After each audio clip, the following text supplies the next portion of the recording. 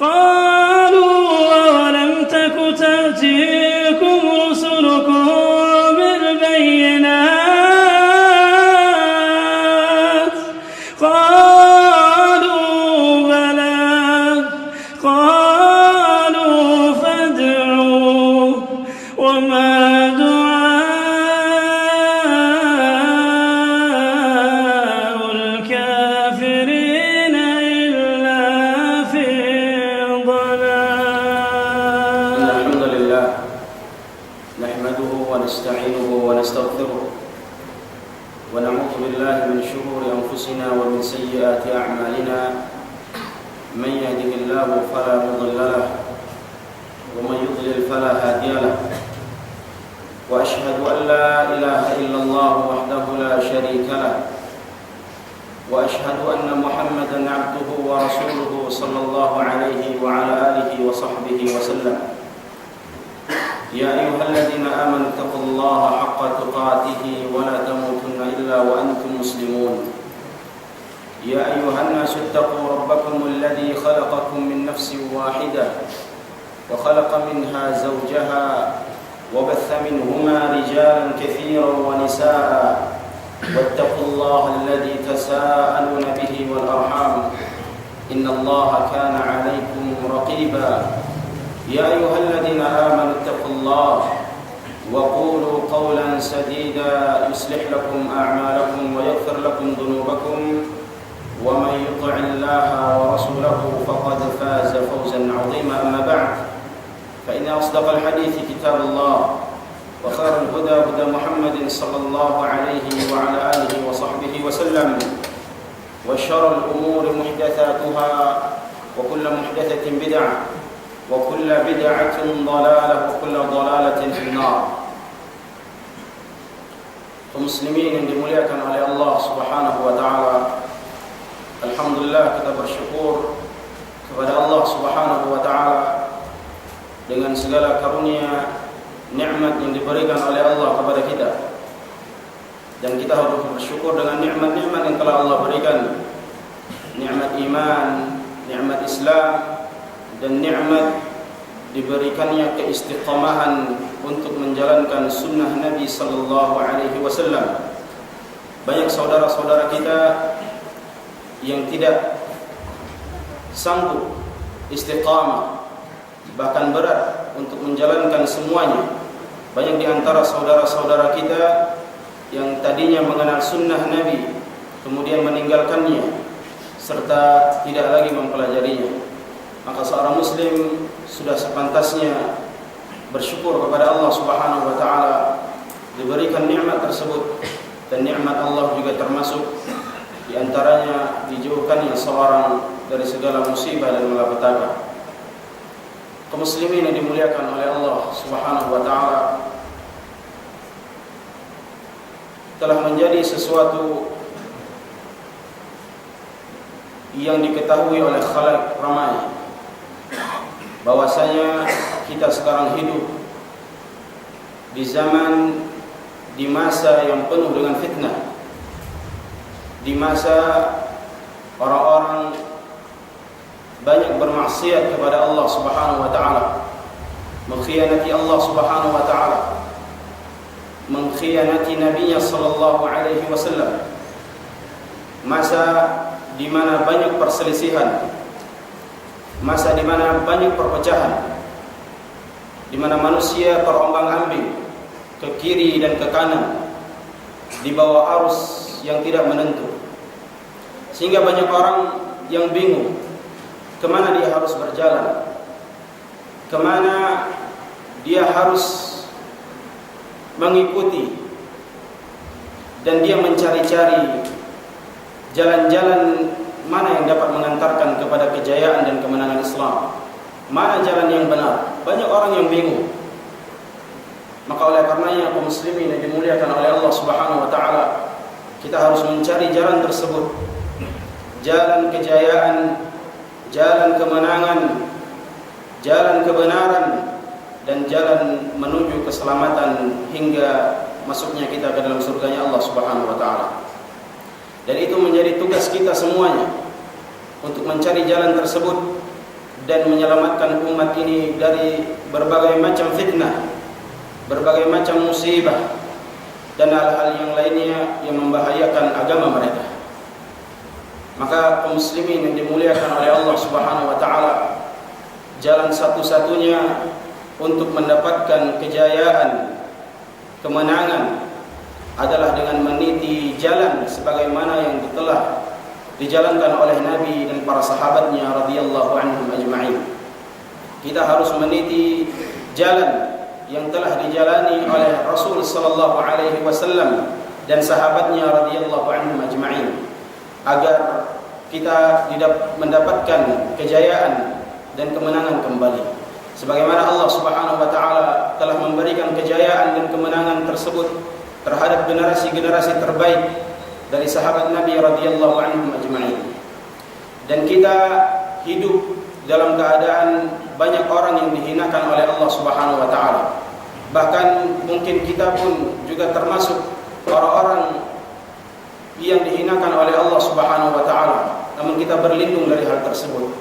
Kaum muslimin yang dimuliakan oleh Allah Subhanahu wa taala, kehinaan tersebut dan rusaknya kaum muslimin akan terus berjalan kalau mereka masih meninggalkan dan tidak mau mencari jalan yang benar tersebut. Rasulullah sallallahu alaihi wasallam menyebutkan tentang orang yang telah sibuk dengan dunianya, menjauhi jalan-jalan akhirat, tidak lagi menempuh agama dengan jalan yang benar. Kata Nabi sallallahu alaihi wasallam, "Idza tabaya'tum bil 'ainah wa akhadtum adnab al-baqar wa raditum biz-zar' sallallahu alaikum dhulla wa la yanzi'u hatta tarji'u ila dinikum." Kata Nabi sallallahu alaihi wasallam, kalau sistem jual beli kalian masih dengan 'ainah riba, dan kalian sibuk dengan ternak-ternak kalian dan sibuk dengan perkebunan kalian, dan ini kinayah dari Nabi sallallahu alaihi wasallam, banyak manusia yang tertipu dengan dunia dan sibuk dengan dunia mereka. Wa taraktumul jihad, dan kalian meninggalkan perjuangan di jalan Allah Subhanahu wa taala, meninggalkan jihad di jalan Allah Subhanahu wa taala. Allah akan campakkan kehinaan kepada kalian, dan kehinaan tersebut, kata Nabi sallallahu alaihi wasallam, tidak akan diangkat oleh Allah sampai kalian kembali ke jalan agama kalian, sampai kalian kembali kepada agama kalian, sampai kalian kembali kepada Islam, sampai kalian kembali kepada Al-Quran dan Sunnah Nabi sallallahu alaihi wa ala alihi wa sahbihi wasallam. Kaum muslimin yang dimuliakan oleh Allah Subhanahu wa taala, jalan ini yang harus kita tempuh, jalan yang telah ditunjuki oleh Allah Subhanahu wa taala, telah dijalani oleh Rasulullah sallallahu alaihi wasallam.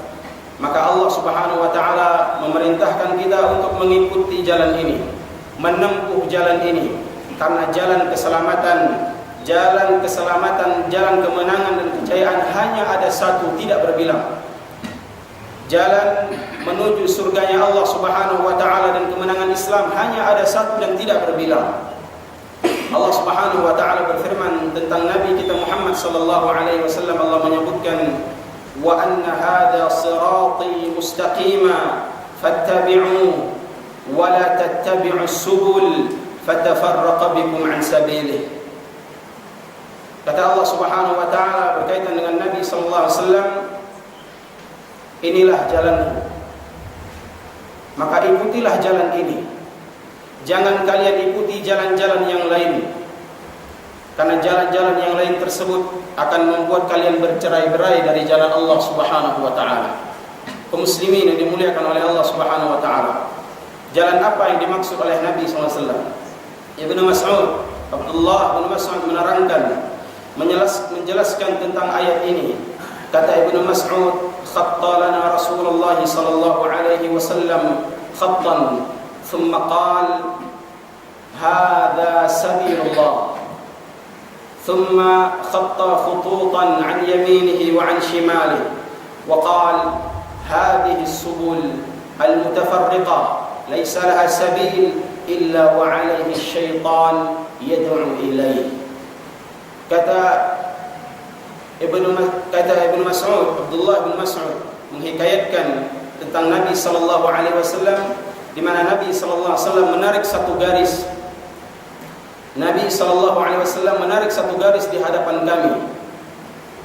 Kemudian kata Nabi SAW, dengan garis tersebut kata Nabi, inilah jalan Allah, inilah jalan yang benar, ikuti jalan ini. Kemudian Nabi SAW membuat garis kiri dan kanan, garis yang banyak dari sisi kiri dan dari sisi kanan. Kemudian kata Nabi SAW, jalan-jalan yang banyak ini tidaklah melainkan di setiap jalan ada syaitan yang menyuruh kepadanya. Kaum muslimin yang dimuliakan oleh Allah Subhanahu wa taala, Nabi menyebutkan hada sabilullah, ini jalan Allah. Nabi SAW mengatakan dalam bentuk mufrad, sabilullah, inilah jalan Allah, menunjukkan jalan Allah hanya satu. Kemudian Nabi SAW menyebutkan jalan penyimpangan, jalan kesesatan dengan bentuk jamak, subul. Jalan kesesatan, penyimpangan sangatlah banyak. Jalan kesesatan dan penyimpangan sangatlah banyak.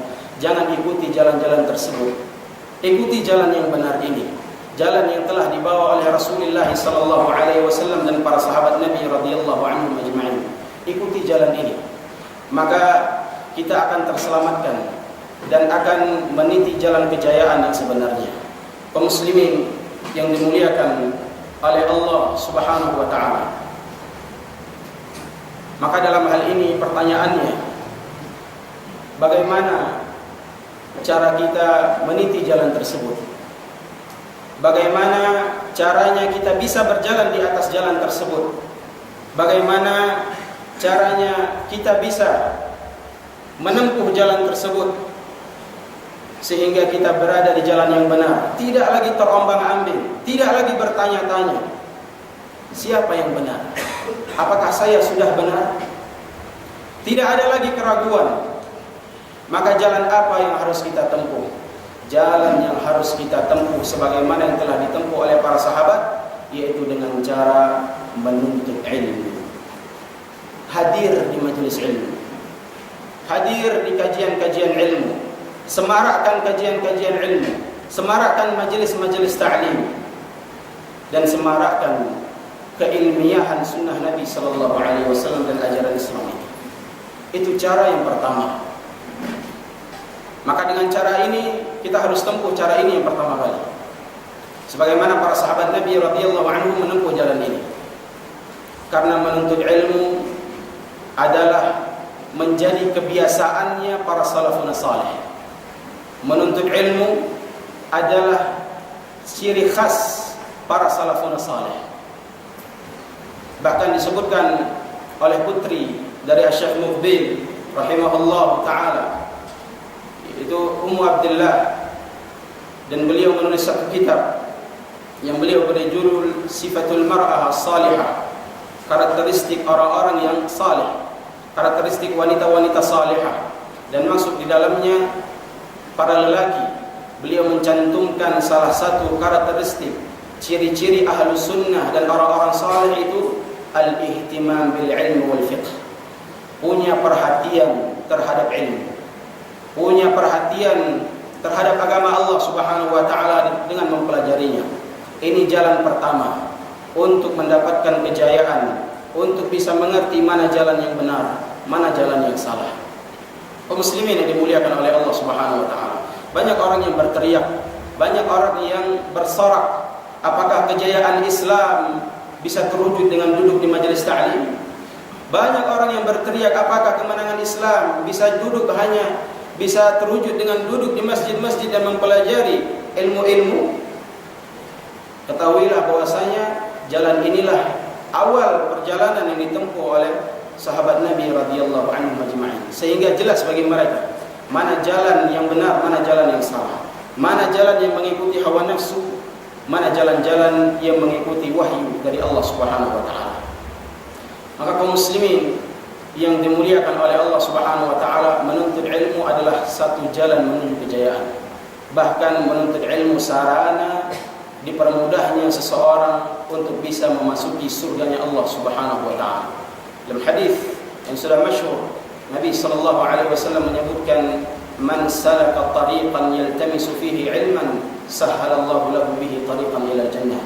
Kata Nabi, siapa saja yang menempuh suatu jalan dalam rangka menuntut ilmu, maka Allah mudahkan jalannya menuju ke surga. Maka Allah mudahkan jalannya menuju ke surga. Siapa di antara kaum muslimin yang tidak ingin dipermudah jalannya menuju kepada surga Allah Subhanahu wa taala?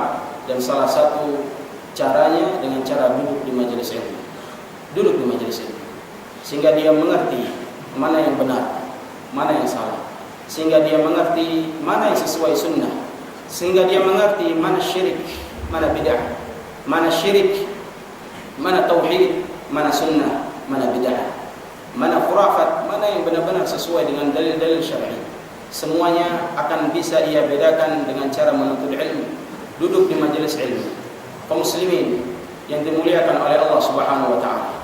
Kalau kita melihat bagaimana kegigihan para sahabat dalam mencari ilmu, dalam belajar di hadapan Nabi sallallahu alaihi wasallam, bagaimana para sahabat belajar kepada sahabat yang lain yang mempunyai kedudukan, mempunyai pengetahuan yang luas terhadap Al-Quran dan Sunnah Nabi sallallahu alaihi wasallam, dan dengannya Allah Subhanahu wa taala memberikan kejayaan kepada mereka.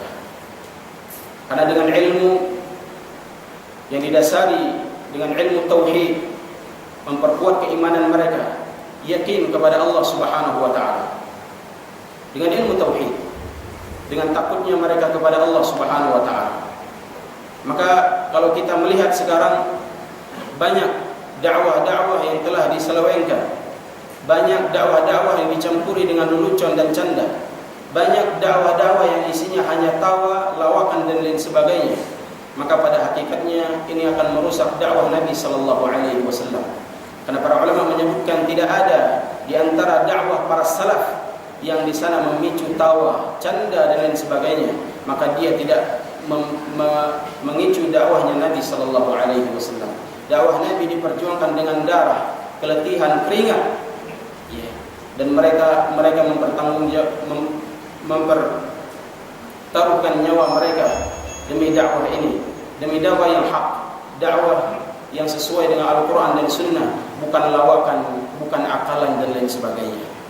Kaum muslimin yang dimuliakan oleh Allah Subhanahu wa ta'ala, maka jalan menuntut ilmu harus kita tempuh. Kemudian kepada siapa kita harus menuntut ilmu? Kepada siapa seorang itu harus belajar? Semua itu sebagaimana orang yang sakit, kemana dia harus datang? Sebagaimana orang yang mempunyai penyakit, kemana harus dia berkonsultasi? Begitulah seorang ketika dia ingin mengambil ilmu, kemana dia harus belajar? Tentunya dalam mengambil ilmu tidak kepada sembarangan orang, tidak kepada sembarangan orang. Harus dilihat siapa orangnya. Dan ini dalam rangka memurnikan syariat Allah Subhanahu wa taala. Karena Nabi sallallahu alaihi wasallam telah mewanti-wanti di akhir zaman akan banyak orang yang tidak memperdulikan lagi dari mana dia mendapatkan ilmunya. Sehingga kata Nabi sallallahu alaihi wasallam, "Inna min asyratis sa'ah an yultamasal ilm 'inda al-asaghir." Di antara tanda-tanda hari kiamat, kata Nabi sallallahu alaihi wasallam, ilmu itu diambil dari al-asaghir. Kata Abdullah bin Mubarak, al-asaghir ay ahlul bid'ah wal ahwa. Maka di antara tanda-tanda hari kiamat, banyak orang yang tidak lagi melihat kepada siapa dia belajar, sehingga mereka mengambil ilmu itu dari orang-orang pelaku bid'ah dan orang-orang yang mengekor hawa nafsu. Tidak lagi melihat, tidak lagi selektif di dalam mencari guru. Dalam artian, terkadang orang salah memahami pemahaman ini, salah memahami hadis-hadis tersebut, atau salah memahami penjelasan dari para ulama dan para guru, sehingga mereka mengatakan yang seperti ini telah mengkotak-kotak, telah mengkotak-kotak umat Islam. Tidak. Ini semua demi menjaga kemurnian keutuhan Islam. Karena Islam itu terjaga dengan sanad, terjaga dengan sanad, ada rantainya. Maka kalau bukan karena sanad, laulal isnad laqala man syaa ma syaa. Siapa saja akan berbicara dengan seenak perutnya. Siapa saja bisa berbicara dengan akal mereka. Maka kaum muslimin yang dimuliakan oleh Allah Subhanahu wa taala, dalam menempuh jalan ini agar kita mengikuti jalan yang telah ditempuh oleh sahabat Nabi radhiyallahu anhum ajma'in. Bagaimana mereka belajar? Kalau kita melihat bagaimana para salaf dalam mencari guru, mereka lihat ini orang belajarnya di mana, siapa gurunya, dari mana dia mengambil ilmu. Kemudian dilihat juga tidak hanya sekedar ilmunya, dia mengamalkan ilmunya atau tidak, atau hanya sekedar ngomong saja. Banyak terkadang para dai hanya ngomong saja, tapi dirinya tidak mengamalkan hal tersebut. Maka para salaf dalam mengambil ilmu dari guru-guru mereka, mereka lihat. Bahkan ditanya kepada Imam Ahmad tentang bagaimana kita mengambil guru, maka lihat orang yang akan kalian ambil ilmu tersebut, lihat salatnya. Mulai dari salatnya, dia salat di mana? Dia salat di masjid atau di rumah? Dia memakmurkan masjid atau di rumah? Kemudian lihat amalan-amalannya, dia mengamalkan sunnah atau tidak? Atau dia membenci sunnah dan meninggalkannya? Lihat ilmunya, dia belajar kepada siapa? Karena dalam hal ini seorang itu harus selektif di dalam memilih guru. Karena dalam rangka menjaga keutuhan, kemurnian sunnah Nabi sallallahu alaihi wasallam. Oleh karenanya salah seorang sahabat Nabi mengatakan, dinak hiya lahmu wa dam. Khudh 'anil ladzina istaqamu wa la ta'khudh 'anil ladzina malu. Disebutkan oleh salah seorang sahabat, jaga agamamu, ambil agamamu, pelajari agamamu dari orang-orang yang istiqamah, dari orang-orang yang istiqamah di atas jalan kebenaran, jalan sunnah Nabi sallallahu alaihi wasallam. Jangan kalian mengambil ilmu tersebut dari orang-orang yang menyimpang, orang-orang yang telah tersesat, orang-orang yang suka memberikan syubhat, memberikan kerancuan dan keraguan di dalam bermanhaj dan berakidah, dalam keyakinan dan yang lainnya. Maka dalam hal ini seorang harus berhati-hati di dalam menuntut ilmu, karena tidak semua orang harus diambil ilmunya, tidak semua orang seenaknya diambil ilmunya, tidak. Bukan dalam artian seorang itu tidak boleh berdakwah, tidak. Tapi hendaknya dia berdakwah sesuai dengan porsinya. Hendaklah dia menerangkan sesuai dengan porsinya. Kalau dia tidak tahu tentang hal tersebut, hendaknya dia tidak masuk ke dalam hal tersebut. Kaum muslimin yang dimuliakan oleh Allah Subhanahu wa taala. Ibnu Sirin menjelaskan tentang hal tersebut juga. Kata Ibnu Sirin, al-ilmu din, ilmu itu adalah agama. Fanzuru amman ta'khuduna dinakum. Maka perhatikanlah kepada siapa kalian mengambil agama kalian. Perhatikan kepada siapa kalian mengambil agama kalian. Sekarang banyak bermunculan orang-orang yang tidak jelas. Banyak bermunculan orang-orang yang bermodalkan peci dan bermodalkan baju kuku, tampil menjadi ustaz, tampil menjadi muballigh tanpa memahami syariat yang benar, dan dia sendiri tidak memahami apa yang dia sampaikan. Ada orang yang berani tampil kemudian berbicara tentang sesuatu yang besar, sedangkan dia tidak memahami tersebut. Apabila dia menyampaikan sesuatu sesuai dengan porsi ilmunya, tidak mengapa. Tapi terkadang dia terlampau masuk ke dalam hal-hal yang dia tidak fahami. Maka kaum muslimin yang dimuliakan oleh Allah Subhanahu wa taala, maka tempuhlah jalan sebagaimana yang telah ditempuh oleh para salaf, agar kemurnian ini jelas, agar manusia tidak terombang-ambing. Ajaklah mereka kepada jalan yang benar, kepada jalan yang telah dibimbing oleh Nabi sallallahu alaihi wasallam. Dan kemudian bagaimana jalan menuju kejayaan Islam setelah kita menuntut ilmu, yaitu mengamalkan ilmu tersebut.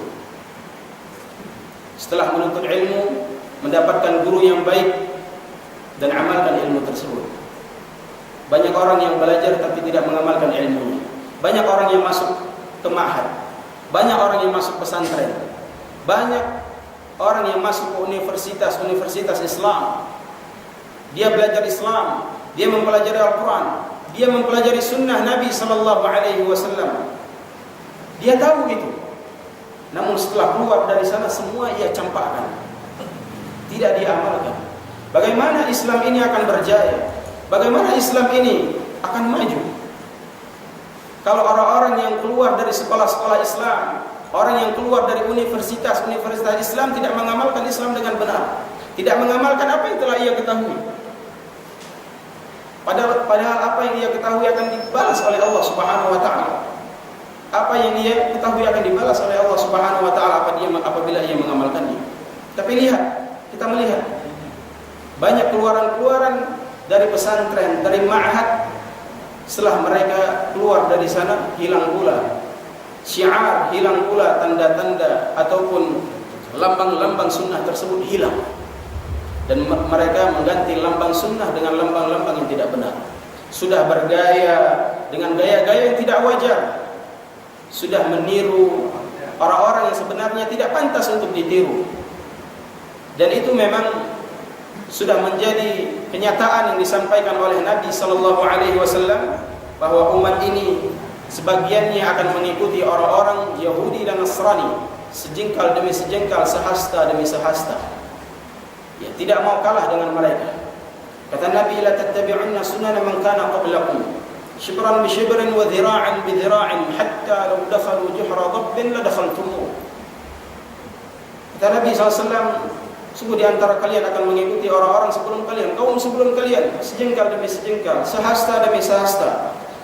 Dan bahkan sekiranya mereka masuk ke lubang biawak, kalian juga akan ikut masuk. Mereka berbuat demikian, kalian juga ikut-ikut. Mereka berbuat gaya demikian, kalian juga ikut-ikut. Mereka punya tradisi demikian, kalian juga enggak mau kalah. Sehingga para sahabat bertanya, "Ya Rasulullah, al-Yahud wal Nasara, apakah mereka itu orang-orang Yahudi dan Nasrani yang akan diikut?" Qala faman, siapa lagi kalau bukan mereka? Lihat anak-anak, baik yang muda bahkan yang sudah lanjut usia, mereka bergaya dengan lambang-lambang yang tidak sewajarnya ditampilkan oleh orang-orang yang mengaku sebagai umat muslim. Dan ini terjadi. Bagaimana kejayaan, kemenangan Islam akan diberikan oleh Allah Subhanahu wa taala ketika banyak orang-orang yang telah berilmu, dia tahu hukumnya tapi dia melanggar hal tersebut. Maka para ulama juga memberikan nasihat agar kejayaan ini muncul, diberikan lagi oleh Allah Subhanahu wa taala. Hendaknya seorang beramal ma'ruf nahi munkar, menasihati, saling menasihati, dan memilih pergaulan, memilih teman yang baik. Karena kata Nabi SAW, al-mar'u ala dini khalili, fanzuru ahadakum ala man yukhalil. Kata Nabi SAW, seorang itu tergantung dengan agama temannya. Maka lihatlah di antara kalian dengan siapa dia berteman. Kalau agama temannya baik, dia akan baik. Terkadang orang yang sudah ngaji, orang yang sudah faham, orang yang sudah mengerti, terkadang masih duduk dengan orang-orang yang tidak jelas, masih duduk dengan ahlul ma'asi, masih mau runian dengan mereka. Jemaah yang dimuliakan Allah Subhanahu wa taala, tinggalkan runian, ajak mereka ke majelis ta'lim, ajak mereka ke masjid-masjid, ajak mereka untuk berjamaah, bukan runian di kafe, bernostalgia di sana. Wal'iyadzubillah. Kemudian mengumbar aib, membicarakan pengalaman-pengalaman yang buruk, aib yang telah ditutup oleh Allah Subhanahu wa taala, mereka bongkar. Bagaimana kejayaan akan timbul dengan orang-orang seperti ini, orang tidak punya malu. Gabung dengan orang-orang yang tidak jelas, ya ikhtilat dan lain sebagainya. Dan ini akan merusak generasi-generasi Islam. Dan Nabi SAW mengatakan orang-orang yang demikian, yang membuka aibnya setelah Allah menutupnya, yaitu orang-orang mujahir, tidak akan diampuni oleh Allah Subhanahu wa taala. Kata Nabi SAW, kullu ummati mu'afan illa al-mujahirun. Semua umatku akan terampuni, akan diampuni dosa-dosanya kecuali mujahirun. Para sahabat bertanya, ya Rasulullah, siapa itu mujahir? Nabi mengatakan mujahir adalah orang-orang yang telah ditutup oleh Allah Subhanahu wa taala aib mereka, kemudian esok paginya mereka membuka aib mereka sendiri. Maka jangan, jemaah yang dimuliakan oleh Allah Subhanahu wa taala, duduklah dengan orang-orang saleh. Duduklah dengan orang-orang yang memiliki keutamaan. Duduklah bersama orang-orang ahli Quran, ahli ilmu, agar mendapat keberkahan dari Allah Subhanahu wa taala. Jangan coba-coba duduk dengan orang-orang yang tidak jelas. Apalagi duduk dengan pengekor hawa nafsu, menjadikan ahlul bidah menjadi teman akrabnya. Ini telah diwanti-wanti, dan para ulama salaf mentahdir dari hal yang demikian, memberikan peringatan yang keras, sebagaimana yang disebutkan oleh Abu Qilabah rahimahullahu taala. Kata Abu Qilabah, la tujalisu ahlul ahwa. Jangan kalian duduk dengan pengekor hawa nafsu. Jangan kalian duduk dan menjadikannya teman akrab, yaitu pengekor hawa nafsu. Orang yang suka mengikuti hawa nafsu, orang yang suka melakukan kebid'ahan. Wala tujadiluhum, jangan kalian berdebat dengan mereka, karena buang-buang waktu berdebat dengan para pengekor hawa nafsu. Kemudian kata beliau, fa inni la aman an yughammisukum fi dalalatihim wa tulbisu alaikum ma kuntum ta'rifun. Dan aku khawatir kesesatan mereka akan masuk ke dalam jiwa-jiwa kalian dalam keadaan kalian tidak sadar. Syubhat itu akan masuk ke dalam jiwa-jiwa kalian dalam keadaan tidak sadar. Maka jauhi orang-orang yang demikian, karena akan memberikan pengaruh yang buruk terhadap kita. Jemaah yang dimuliakan oleh Allah Subhanahu wa taala. Bahkan disebutkan oleh Al-Imam Al-Ajurri fi Syariah, beliau menyebutkan ada salah seorang ahlul bid'ah yang mendatangi Imam Ayyub As-Sikhtiyani. Kemudian orang ini mengatakan, wahai Imam, as'aluka an kalimah, aku ingin bertanya kepadamu tentang satu permasalahan, yang mana permasalahan ini disebutkan oleh para ulama mengandung syubhat, mengandung kebid'ahan. Maka fawalla Ayyub As-Sikhtiyani, dia berpaling seraya mengatakan, wala nisfu kalimah, jangankan satu permasalahan, setengahnya pun aku tidak mau dengar. Setengahnya pun aku tidak mau mendengarkan. Dan ini juga dikeluarkan oleh cerita yang sama oleh Al-Ajuri dalam Syariah, dan Muqaddimah Al-Imam Ad-Darimi dalam Sunannya. Kata beliau, pernah suatu hari dua orang mendatangi Ibnu Sirin. Kemudian dua orang ini mengatakan, wahai Imam, nuhadditsuka bihadits, kami ingin membacakan kepadamu satu hadis. Kemudian Ibnu Sirin mengatakan, la, aku tidak mau dengar. Wa naqra 'alaika ayah min kitabillah, kami ingin membacakan di hadapanmu satu ayat dari ayat-ayat Al-Quran. Kata Ibnu Sirin, la, aku tidak mau dengar. La taqumani aw la aqumanna, kalian yang pergi atau aku yang pergi. Tidak perlu kalian baca hadis di hadapanmu. Ini dua orang ahlul bidah. Tidak perlu kalian membacakan satu ayat di hadapanmu. Kalian yang pergi atau aku yang pergi. Kemudian keduanya pergi, dan orang-orang di sekitar Ibnu Sirin mengatakan, wahai Imam, kenapa engkau enggan mendengarkan hadis yang ingin dibacakan oleh mereka? Kenapa engkau enggan ingin mendengarkan satu ayat saja yang ingin dibacakan oleh mereka? Kata Ibnu Sirin, aku khawatir kalau mereka membacakan satu hadis saja di hadapanku, atau satu ayat dari Al-Quran saja di hadapanku, kemudian mereka tafsirkan dengan penyimpangan mereka, dan itu masuk ke dalam hatiku, susah untuk keluar. Lihat para salaf, kehati-hatian mereka. Namun sekarang ada orang yang akidahnya lebih kuat dari para salaf, manhajnya lebih kuat daripada salaf, ilmunya lebih kokoh daripada salaf, mereka berani mengundang orang-orang yang tidak jelas, akidahnya yang tidak jelas, kemudian mengatakan tidak apa-apa, diambil baiknya saja, buangnya, ya, yang buruk dibuang, yang baik diambil, yang buruk dibuang. Bagaimana kita bisa membedakan? Kita baru belajar, kita seorang talib mustami', bagaimana bisa membedakan hal tersebut?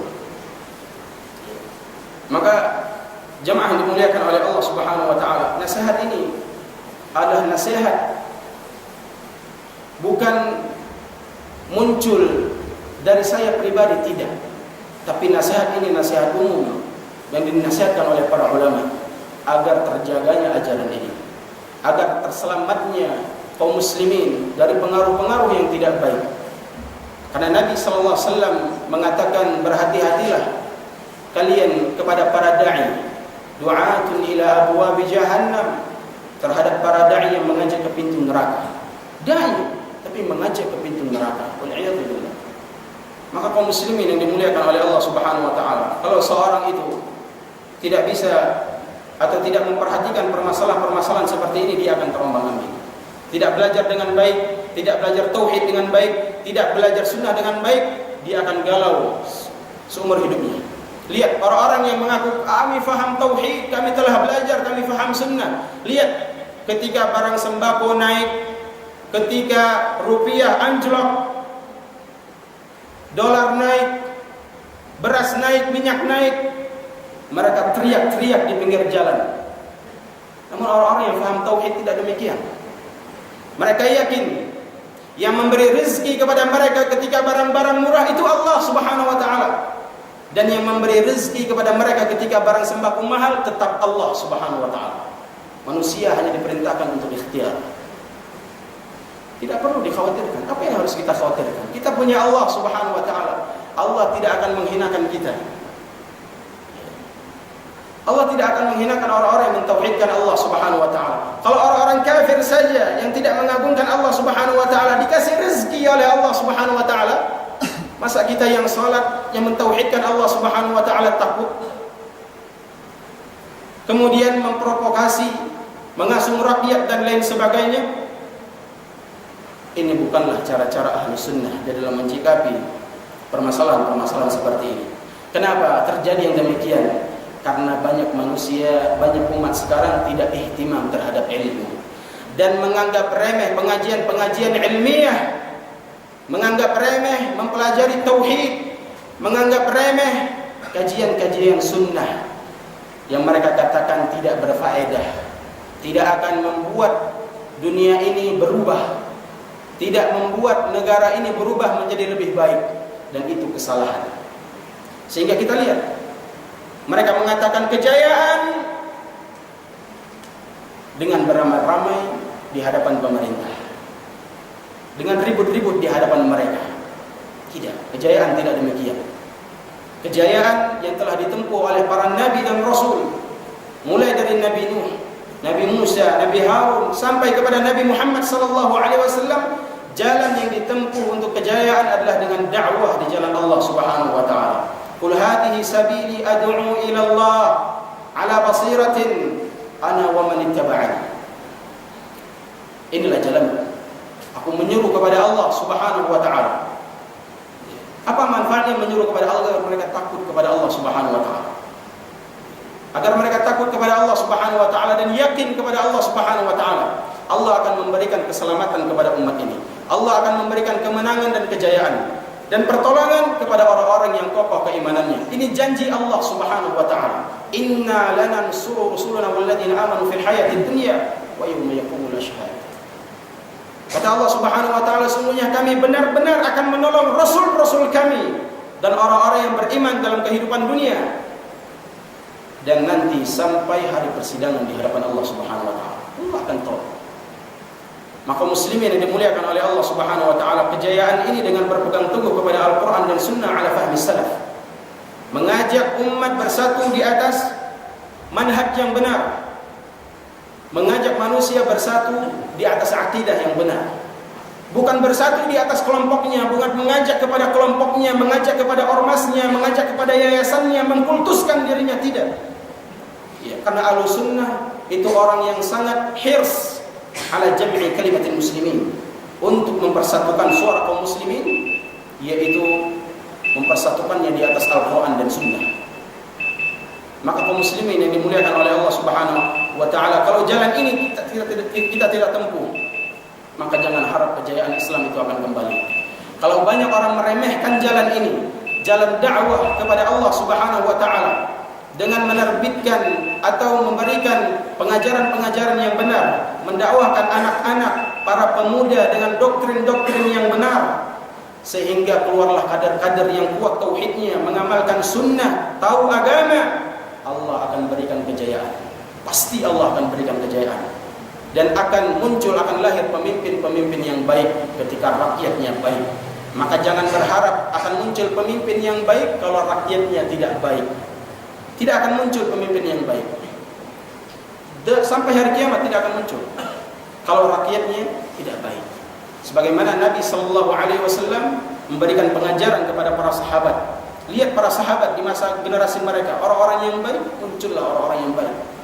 Dan pemimpin pun akan memimpin warga-warga ataupun masyarakat yang baik pula. Dengan itu datangnya kemenangan dan kejayaan.